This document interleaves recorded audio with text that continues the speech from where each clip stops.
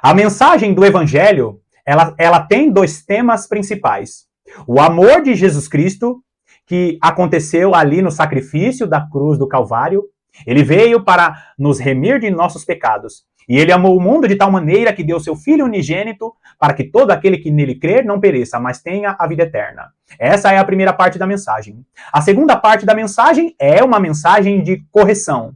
Nós temos que receber Jesus Cristo como Senhor e Salvador de nossas vidas, sabendo que ele foi amoroso. Nós não podemos fazer nada para que Deus nos ame mais ou para que Deus nos ame menos. Essa é a mensagem do Evangelho. Mas a segunda parte da mensagem que precisa ser falada e anunciada é a respeito da correção. Nós devemos receber Jesus Cristo como Senhor e Salvador e abandonar os pecados, abandonar tudo aquilo que desagrada a Deus e que nós vemos claramente em sua palavra.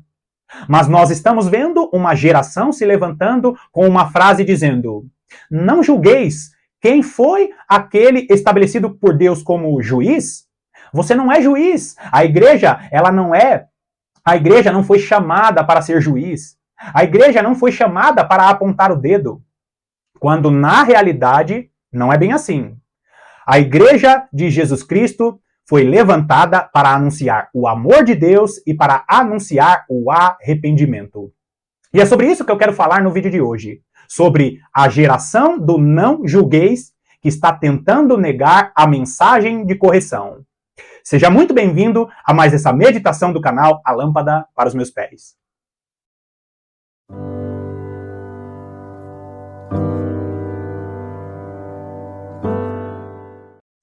Queridos, nós precisamos entender que toda a Escritura nos ensina como nós devemos nos portar como cristãos. Você vai perceber que o mesmo Deus que deu os 10 mandamentos é o Deus que enviou o seu Filho para morrer na cruz do Calvário por todos nós. Ele anuncia o seu amor através deste sacrifício na cruz do Calvário, mas ele também, nesse sacrifício da cruz do Calvário, ele anuncia que todo homem, em todos os lugares e em toda parte do mundo, precisa se arrepender de seus pecados.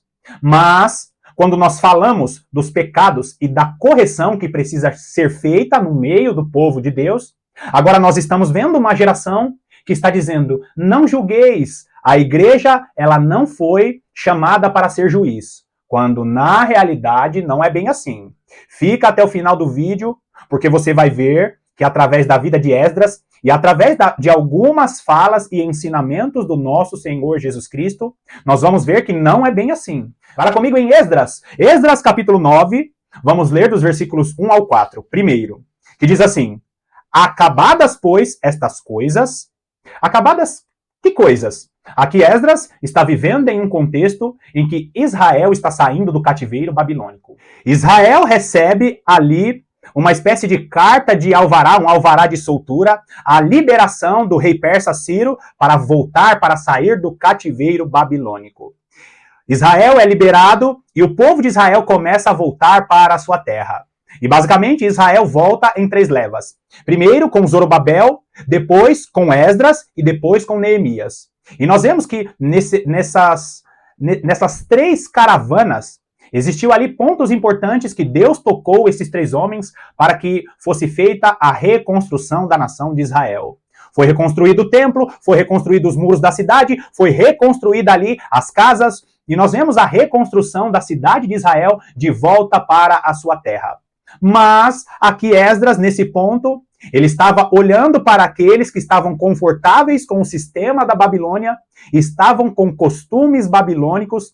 E esse é um grande problema da maior parte dos cristãos que hoje nós estamos vendo. Porque muitos estão dentro da igreja, mas querendo usufruir de costumes mundanos. Você já viu aquelas igrejas ou aqueles cristãos que tentam santificar costumes mundanos? Carnaval gospel, festas mundanas que recebem uma cara gospel e de repente já se tornam santificadas. Festas mundanas que contrariam a palavra de Deus. Nós não podemos tentar santificar coisas mundanas, cultura mundana, coisas mundanas. Por quê, queridos? Porque Deus já tem estabelecido em sua palavra como nós devemos viver e nos portar diante dos homens. Não adianta você pensar que porque você é servo do Senhor, você pode santificar costumes mundanos. E muitos, queridos, vão usar o argumento de que essa é uma estratégia de evangelização. Mas, se nós olharmos para a igreja primitiva, eles precisaram, foi necessário para a igreja primitiva, nos grandes avivamentos da história, foi necessário se misturar com os costumes mundanos? Foi necessário misturar a cultura de Deus, a cultura da palavra de Deus, com coisas mundanas?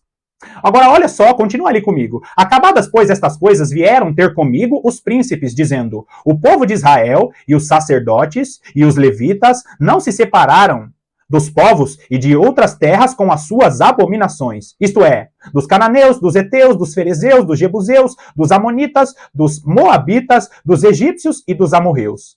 Pois tomaram das suas filhas para si e para seus filhos, e assim se misturou a linhagem santa com os povos dessas terras, e até os príncipes e magistrados foram os primeiros nesta transgressão. Nós estamos vendo aqui uma denúncia. O povo de Deus que estava voltando do cativeiro babilônico se misturou com outros povos. Por quê? Porque era estratégia das nações naquela época misturar os povos com outras nações para enfraquecer a cultura, e assim, aquele povo com a cultura fraca seria um povo fraco para fazer oposição. Os babilônios fizeram isso, os assírios eram mestres em fazer isso. O que, queridos? Eles misturaram o povo de Israel com outras nações para quê? Para enfraquecer a cultura de Israel, para que Israel não andasse em unidade. E é justamente isso que nós estamos vendo. Uma igreja, a igreja de Jesus Cristo, não todos, mas uma grande parte, se misturando com esse sistema mundano, se misturando com esses costumes mundanos, dizendo que é estratégia de evangelização, e ainda dizendo, olha, não julgueis, porque essa é uma estratégia de evangelização para ganhar aqueles que estão perdidos. Quando na realidade, queridos, aqueles que são mundanos, aqueles que não fazem parte da igreja, estão clamando para fazer parte de alguém que é diferente. Se você se mistura com a cultura mundana, será que aquele que está perdido vai poder olhar para você e ver alguma diferença entre você e aqueles que são do mundo? Tome bastante cuidado na maneira que você se porta nas redes sociais. Porque às vezes nós olhamos para a esposa de um pastor, às vezes nós olhamos para a esposa de um presbítero, às vezes nós olhamos para uma irmã que se declara profetisa, mas as roupas que ela veste nas redes sociais não se diferencia nada de muitas mulheres que participam do carnaval, por exemplo. Devemos tomar bastante cuidado para não nos misturar com a cultura maligna deste mundo. Nós vemos aqui uma mensagem de denúncia. Olha só o versículo 3. Ouvindo eu tal coisa, rasguei as minhas vestes e o meu manto, e arranquei os cabelos da cabeça e da barba e me assentei atônito. Primeira coisa, queridos, aquele que é verdadeiro servo fiel do Senhor, ele não veio para acusar. Existe uma grande diferença da mensagem de correção para a acusação. A acusação é quando você quer condenar a pessoa, não mostrando para ela que ela tem o caminho do arrependimento. A acusação é aquela condenação dizendo que aquela pessoa não tem um outro caminho. A palavra de correção é a palavra que acusa o pecado, denuncia o pecado, mas não lança fora aquele que está pecando. E Deus nos levantou com uma mensagem de confrontação para aqueles que estão dentro da igreja e não querem falar sobre pecados.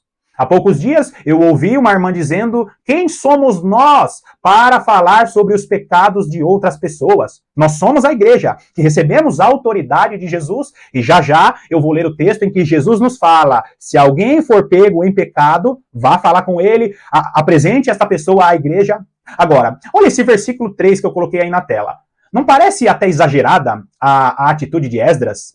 Ele está dizendo que rasgou as vestes até o manto, rasgou as vestes, o manto, arrancou parte dos cabelos e da barba e me assentei atônito. Nós vemos Esdras, assim como Neemias, que são figuras das duas testemunhas.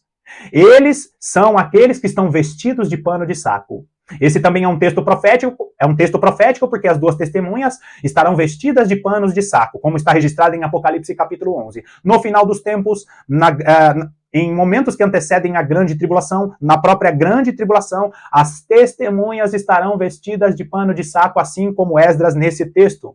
Elas estarão clamando por arrependimento, elas estarão gritando, tocando as trombetas, dizendo: vocês precisam parar de se misturar com os povos, vocês precisam parar de usar estratégias mundanas, dizendo que estão com estratégias de evangelização, quando na realidade Deus está pedindo oração, meditação da palavra e comunhão entre os irmãos. Agora, ele faz todas essas coisas se mostrando como aquele que faz parte dos que estão pecando.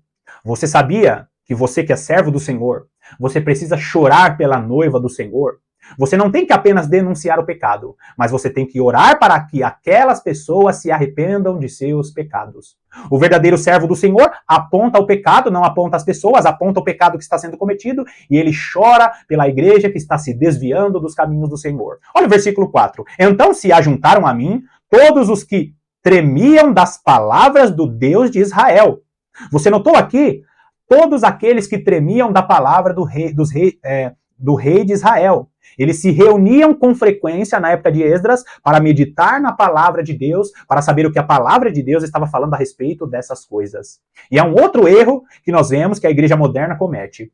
Por quê, queridos? Porque quando nós olhamos para essas abominações, para essas misturas que parte da igreja está promovendo, as pessoas não entenderam que Deus quer vida de oração e vida de meditação da palavra de Deus. Nós precisamos nos voltar para a palavra, e Deus já está levantando uma geração que está pregando a palavra não por disputas, não para se mostrar melhores, não para ter likes, não para ter igreja cheia de gente, mas para defender a palavra do Deus. Eles tremiam diante da palavra de Deus. Eles tremiam, eles eram tementes a Deus porque eles sabiam que a palavra tinha poder.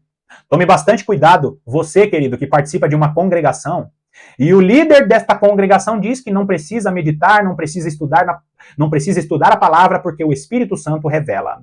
Um cristão verdadeiro não pode negar a meditação profunda da palavra de Deus, e aqueles que negam o ensino da palavra de Deus, que negam a meditação da palavra, não vão ver o que vai acontecer no final dos tempos.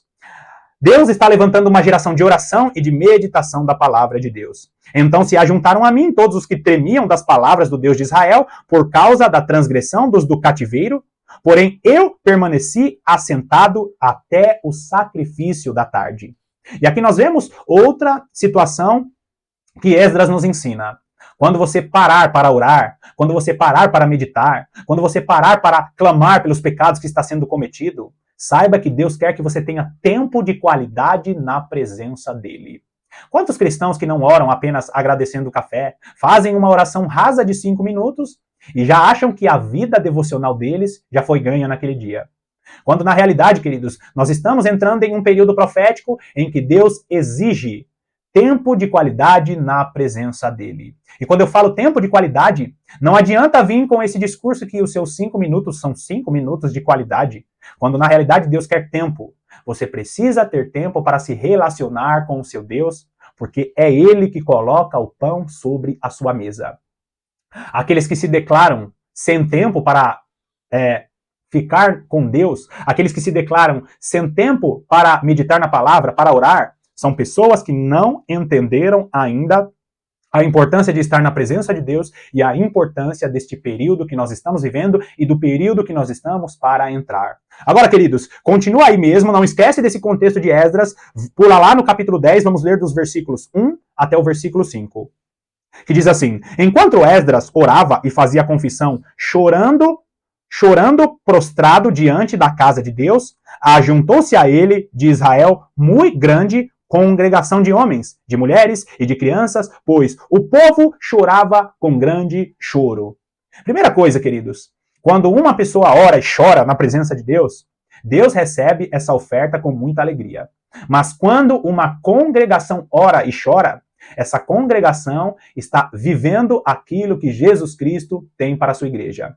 Nós fazemos parte do corpo de Cristo e a igreja unida, congregando juntas, ela tem muito poder quando ela se junta, quando ela entra em comunhão, em oração. Salmos capítulo 133, ali diz que é alegre ao Senhor, a comunhão dos santos, quando nós nos reunimos para promover aquilo que Arão ele promovia. O sumo sacerdote, aquele que pegava a demanda do povo e apresentava essa demanda a Deus, a igreja de Jesus Cristo que congrega, ela junto, né? Cada um com seu ministério, cada um com seus dons espirituais, a igreja que chora, a igreja que clama, é uma igreja que receberá o poder de Deus para agir com poder e graça aqui nessa terra. Olha o versículo 2. Então, Secanias, filho de Jeiel, um dos filhos de Elão, tomou a palavra e disse a Esdras: Nós temos transgredido contra o nosso Deus, casando com mulheres estrangeiras dos povos de outras terras. Mas, no tocante a isto, ainda há esperança para Israel. Você notou aqui, queridos, que mais uma vez ele cita a mistura dos povos, a mistura em que homens se casaram com mulheres estrangeiras. E aqui, queridos, o grande problema não era os casamentos em si. O grande problema é que aqueles homens, que estava escrito na lei de Deus, que Israel não podia se misturar com nações estrangeiras. E por que Deus fazia isso? Porque Deus não queria mistura de raças? Na realidade, queridos, é que os povos que estavam ali ao redor de Israel, a maior parte dos povos, tinham costumes de servir a deuses estranhos. Aqui o grande problema não era a mistura de raças, mas sim a mistura da cultura que ia perverter Israel dos caminhos do Senhor. O grande problema aqui é que normalmente os homens se perdiam com as mulheres e começavam a seguir aquela cultura das nações que não serviam ao único Deus verdadeiro. E aí, queridos, uma geração inteira poderia ser perdida, porque os homens de Deus, até aqueles que eram religiosos, até aqueles que eram sacerdotes, estavam ali se misturando com costumes dos povos, porque aqueles povos não serviam a Deus. E muitos dizem, mas que crueldade, as nações não poderiam se unir a Israel? O problema, queridos, não era que as nações se uniam a Israel. Israel que estava se unindo às nações. As nações não queriam se converter ao Deus de Israel, mas Israel que estava se convertendo às nações que tinham costumes estranhos. Então, quando nós olhamos para todas essas coisas, Deus não queria que uma geração se perdesse, porque os líderes das tribos de Israel estavam se misturando com mulheres que tinham costumes fora da vontade do nosso Deus. Olha só o versículo 3. Agora, pois, façamos aliança com o nosso Deus, de que despediremos todas as mulheres e os seus filhos, segundo o conselho do Senhor, e o dos que tremem ao mandado do nosso Deus, e faça-se segundo a lei. Aqui nós vemos, queridos, a direção que Deus está dando para Esdras. Primeiro, eles tomaram uma atitude que hoje, colocando na nova aliança, seria justamente aquilo que Jesus falou. Se o teu olho te faz pecar, arranca ele. Se os teus braços te fazem pecar, se a tua mão te faz pecar, arranca a sua mão. O que significa isso? Significa que nós precisamos tomar uma atitude extrema para que o nosso corpo inteiro não vá para o inferno. Existem muitas pessoas que vão receber a direção de Deus para terminar relacionamentos promíscuos, para sair de trabalhos, que são trabalhos que levam essas pessoas para a perdição. Muitos servos do Senhor, que são donos de congregações, precisam desfazer alianças, porque essas alianças estão desviando toda aquela congregação dos caminhos do Senhor. Existem muitos servos do Senhor, pastores, homens de Deus, que têm ali um rebanho, ovelhas sob o seu comando, mas muitos estão fazendo alianças e desviando-se da visão que Deus deu para aquela congregação. A mistura de alianças que pervertem os caminhos do Senhor, que faz com que o povo de Deus se desvie da visão do Senhor, essas são alianças que Deus quer que desfaçamos. Ainda que venha doer, ainda que seja uma atitude extrema, mas nós precisamos seguir a palavra de Deus. Olha o versículo 4. Levanta-te, pois esta coisa é de tua incumbência, e nós seremos contigo. Ser forte e age. Às vezes, você vai precisar ser forte, vai precisar ser resiliente, mas precisa agir. A força com a ação. Tome uma atitude, mas não permaneça no erro. E se você tem na sua congregação pessoas que estão cometendo pecados, saiba que é o seu dever corrigir a sua congregação. Com muito amor, com espírito de mansidão. Nós devemos, com espírito de mansidão, trazer a correção e pregar o arrependimento, pregar a correção. Olha o versículo 5. Então Esdras se levantou e ajuramentou os principais sacerdotes, os levitas e todo o Israel, e que fariam segundo esta palavra, e eles juraram. Então, queridos, nós vemos aqui que Deus direciona Esdras, para quê? Para trazer correção para o povo de Israel. Muitas das vezes, Deus, ao contrário do que está acontecendo em muitas igrejas, Deus vai direcionar você que é líder, você que está acima, né, na liderança de um grupo, na liderança de uma igreja, na liderança de uma célula. Às vezes Deus vai colocar em seu coração palavras de correção. E não como acusação, mas sim uma palavra de correção, mostrando o caminho do arrependimento. Por quê, queridos? Porque essa é a direção do próprio Senhor e Salvador Jesus Cristo. Olha só o que diz, vai lá comigo, Mateus capítulo 18. Mateus capítulo 18, nós vamos ler um texto muito falado, mas pouquíssimo aplicado e pouquíssimo compreendido. Por quê? Porque a geração do não julgueis precisa entender que a palavra de Deus, que o evangelho de Jesus Cristo precisa ser pregado de maneira completa. Você fala do amor de Deus, você fala do amor que foi escrito lá na cruz do Calvário, mas a continuação da mensagem da cruz é: arrependa-te e siga aquilo que está escrito na palavra de Deus. E a igreja, ela recebeu autoridade para denunciar esses pecados com amor, com o espírito de mansidão, deve ser longânima na correção, mas precisamos denunciar os pecados, porque essa história de não julgueis, porque a igreja não recebeu o dom ou não recebeu a autoridade de julgar, não é bem assim. Mateus capítulo 18, vamos ler dos versículos 15 ao 20, que diz assim: se teu irmão pecar contra ti, vai arguí-lo entre ti e ele só. Se ele te ouvir, ganhaste a teu irmão. Então nós vemos aqui que nós precisamos conversar com alguém individualmente. Se alguém pecou contra você, se alguém fez mal a você, se essa pessoa está no erro e fez um mal contra você, vai lá e fale com ela individualmente. Muito fácil compreender isso. Agora, olha o versículo 16. Se porém não te ouvir, toma ainda contigo uma ou duas pessoas, não para fofoca, não para ficar com tititi, com mexerico, mas se essa pessoa não te ouvir, chama uma ou duas pessoas para que pelo depoimento de duas ou três testemunhas, toda a palavra se estabeleça. Mas pessoas precisam saber do pecado que está sendo cometido. Por quê, queridos? Porque a igreja, ela foi ordenada para trazer correção, sim. Uma pessoa está errando e pecando, uma maneira de ajudar ela espiritualmente é trazendo ela para o caminho correto e, se necessário, chame testemunhas. Agora, olha só onde a mensagem fica estreita. Versículo 17. E se ele não os atender, dize-o à igreja. Olha só, queridos. Se esta pessoa está pecando, se ela está errando contra você, se ela comete um pecado que difama o nome dos cristãos, um pecado que traz escândalo, nós devemos trazer uma ou duas pessoas para corrigir. Não foi o suficiente apresentar a igreja. Apresentar a igreja não é colocar na rede social. Apresentar a igreja não é ficar fazendo fofoca e não guiar essa pessoa para o caminho da correção. Trazer a igreja significa levantar líderes espirituais para que a mensagem seja pregada no púlpito, para que as pessoas conversem com aquela igreja, para que as pessoas guiem e direcionem a mensagem do arrependimento precisa ser pregada nos púlpitos e os líderes espirituais precisam trazer a correção para as suas igrejas. Continua aí, queridos. O versículo 17. Se ele não os atender, dize-o à igreja. E se recusar a ouvir também a igreja, considera-o como gentio e publicano. Se essas pessoas não quiserem correção, se essas pessoas não quiserem seguir corretamente a palavra de Deus, nós devemos deixar elas, bater ali o pó dos pés, deixar essas pessoas viver da maneira que elas querem. Agora, olha o versículo 18. Em verdade vos digo que tudo o que ligardes na terra terá sido ligado nos céus, e tudo o que desligardes na terra terá sido desligado nos céus.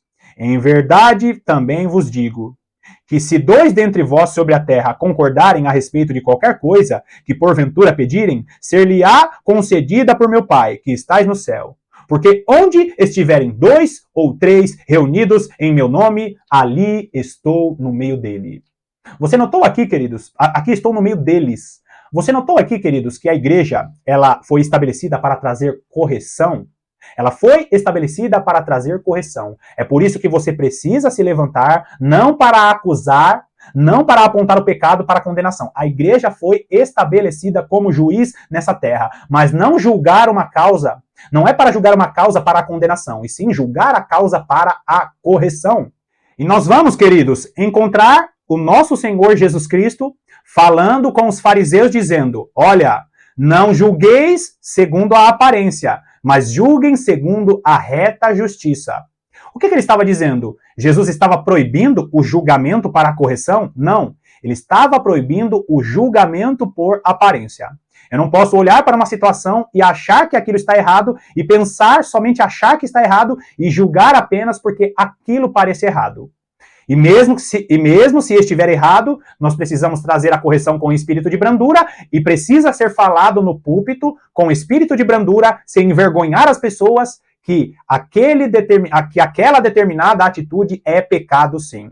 Agora, vai lá comigo em 1 Coríntios, esse é o último texto que nós vamos ler, 1 Coríntios capítulo 5, 1 Coríntios capítulo 5, presta bastante atenção, essa é uma direção que o apóstolo Paulo estava dando para a igreja de Corinto, e eles estavam ali presenciando um pecado no meio da igreja, mas ninguém se colocou como aquele que traria a palavra de correção. Versículo 1. Geralmente se ouve que há entre vós imoralidade e imoralidade tal, como nem mesmo entre os gentios, isto é, haver quem se atreva a possuir a mulher de seu próprio pai. E contudo, andais vós ensoberbecidos e não chegastes a lamentar, para que fosse tirado do vosso meio, que tamanho ultraje praticou? Eu, na verdade, ainda que ausente em pessoa, mas presente em espírito, já sentenciei, presta atenção nisso aqui, o apóstolo Paulo dizendo, já sentenciei. Será que nessa geração alguém não diria para o apóstolo Paulo, não julgueis, apóstolo Paulo, você não foi estabelecido como juiz. Continua o texto aí, já sentenciei, como se estivesse presente que o autor de tal infâmia seja, em nome do Senhor Jesus, reunidos vós e o meu espírito, com o poder de Jesus, nosso Senhor, entregue a Satanás para a destruição da carne, a fim de que o espírito seja salvo no dia do Senhor Jesus. Já pensou, queridos, uma mensagem firme e forte como essa? Essa é uma mensagem de que aqueles que foram pegos cometendo pecado, conhecendo a palavra de Deus, nós devemos deixar depois da correção, depois da conversa, nós devemos deixar essas pessoas a sua própria sorte, para que através dos erros, dos pecados e das quedas dessas pessoas, elas aprendam e voltem arrependidas, para que elas sejam salvas no dia do Senhor. A igreja precisa apontar o pecado, não julgar a pessoa, mas julgar aquele pecado, apontar, dizer para a pessoa, você está errada, você está no pecado, mostrando para ela o caminho do arrependimento, e esse julgamento não é para a condenação. Só Deus pode condenar, mas a igreja precisa julgar, precisa confrontar o pecado, mostrando que existe o caminho do arrependimento. Olha o versículo 6. Não é boa a vossa jactância, ou não é bom o vosso orgulho? Uma igreja agindo como se fosse muito espiritual e como se tudo estivesse correto no meio daquele grupo. Você já viu alguns grupos que eles caminham como se todos fossem santos ou como se todos fossem cidadãos do céu e nunca pecassem? Nós somos cidadãos dos céus, mas nós ainda pecamos, nós ainda falhamos, nós ainda cometemos muitos erros. Por isso, queridos, nós precisamos da correção do Senhor todos os dias. E aqueles que são mais fracos na fé, aqueles que estão cometendo erros, precisam receber a correção, e não é a correção do mundo. Deus te estabeleceu para ajudar as pessoas a se corrigir e a voltar para os caminhos corretos. Então, não é boa a vossa jactância? Não sabeis que um pouco de fermento leveda toda a massa? Lembra da festa de pães asmos? Você não sabia que um pouco de fermento pode se misturar com aquela massa do trigo, que é a santidade, que é a busca pela presença de Deus? Lançai fora o velho fermento, para que sejais nova massa, como sois de fato sem fermento. Pois também Cristo, nosso Cordeiro Pascal, foi imolado. Jesus Cristo morre na cruz do Calvário, a primeira parte da mensagem. Jesus Cristo morreu na cruz do Calvário para nos libertar do pecado, mas nós precisamos viver de acordo com a palavra de Deus. Versículo 8. Por isso celebremos a festa não com o fermento velho, nem com o fermento da maldade, da malícia, e sim com os asmos da sinceridade e da verdade. Já em carta vos escrevi que não vos associeis com os impuros. Refiro-me com isto não propriamente aos impuros deste mundo, ou aos avarentos, aos roubadores ou aos idólatras. Pois, neste caso, teríeis de sair do mundo. Mas agora, presta atenção nisso, versículo 11. Mas agora, vos escrevo que não vos associeis com alguém que, dizendo-se irmão, for impuro ou beberrão, ou avarento, ou idólatra, ou maldizente, ou beberrão, ou roubador, esse tal nem ainda comais. Olha o que eu falei no início do vídeo. Não podemos nos associar com esses costumes mundanos. Versículo 12. Pois com que direito haveria eu de julgar os de fora?